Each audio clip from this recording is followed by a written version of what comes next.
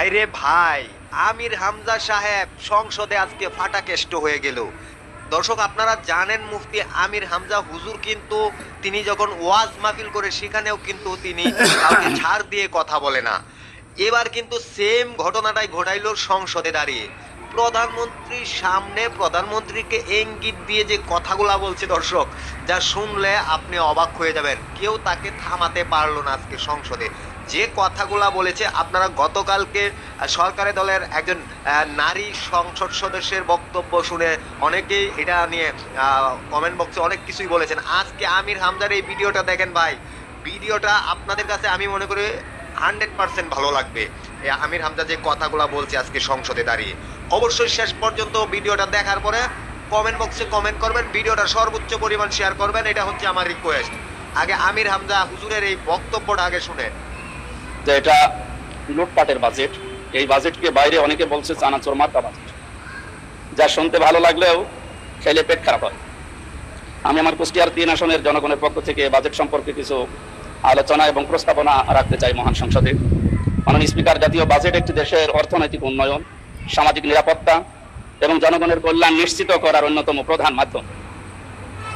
বাজেটের মূল ভিত্তি হলো রাষ্ট্রের আয় এবং ব্যয়। তাই রাষ্ট্রীয় আয় বৃদ্ধির ব্যাপারে যেমন আমাদের সচেষ্ট থাকতে হবে, তেমনি ব্যয়ের ক্ষেত্রেও আরও সজাগ দৃষ্টি রাখা প্রয়োজন।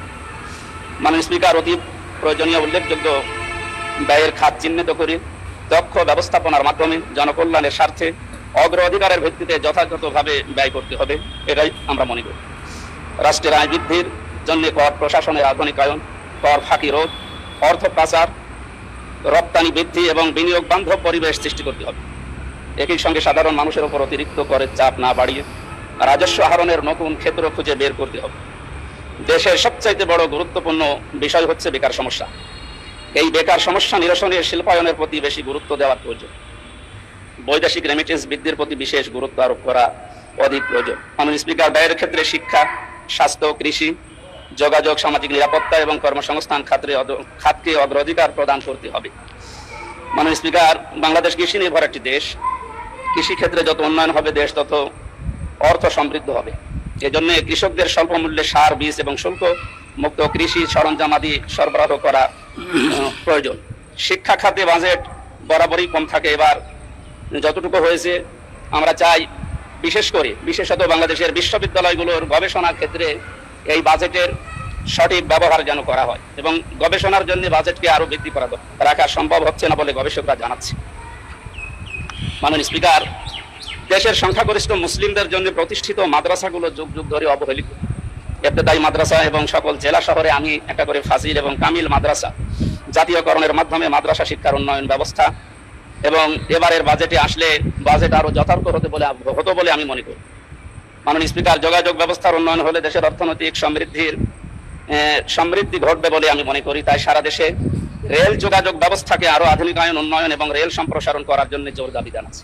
বিশেষ করে আমার কুষ্টিয়া ঝিনাইদহ এই 45 কিলোমিটার মাঝখানে কুষ্টিয়া ইসলামী বিশ্ববিদ্যালয়, এখানে প্রায় 20 থেকে 22 হাজার ছেলে মেয়েরা লেখাপড়া করে।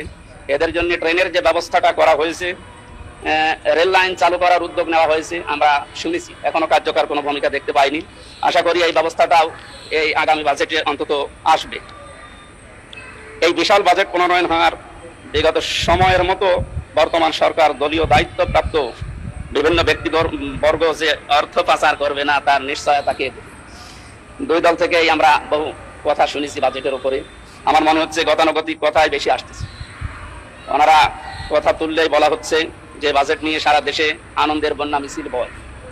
আমরা বাজেট 11ই জুন এটা উপস্থাপন করার পর সারা দেশের যে সমস্ত জায়গায় বিক্ষোভ মিছিল এবং মানববন্ধনের মতো যে প্রতিক্রিয়াগুলো দেখলাম, আমার মনে হয় এই মানুষগুলো কি ওনাদের দৃষ্টিতে মানুষ না বা এই দেশের জনগণ না? এরা যদি জনগণ হয় বা মানুষ হয় তাহলে তাদের এই প্রতিক্রিয়া কেন? সুতরাং বাজেট নিয়ে এক্ষেত্রে অর্থ প্রচার রোধে সরকারের সুনির্দিষ্ট কোনো পলিসি আমরা যেহেতু জানতে পারিনি। মাননীয় সদস্য, সময় তো শেষ, অসংখ্য ধন্যবাদ।